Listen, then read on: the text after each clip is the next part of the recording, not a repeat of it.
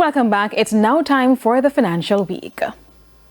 The Bank of Jamaica intervened in the foreign exchange market with another $30 million again today, following yesterday's intervention with a similar amount. This is the 23rd intervention in the foreign exchange market since the start of this year, pushing the total amount to $620 million.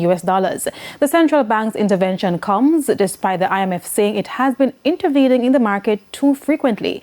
The rate that the BOJ intervened at was $160.44. To the foreign exchange market now, trading ended with banks and cambios selling the US dollar for an average $161.10.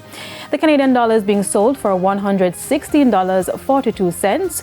The pound is going for $218.49, while the euro is selling for an average $191.86.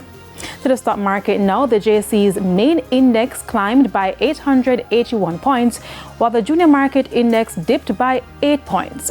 The winners included 138 Student Living Variable Preference Shares, Paramount Trading, The Lab, First Rock Real Estate Investments, and MPC Caribbean Clean Energy US dollar shares.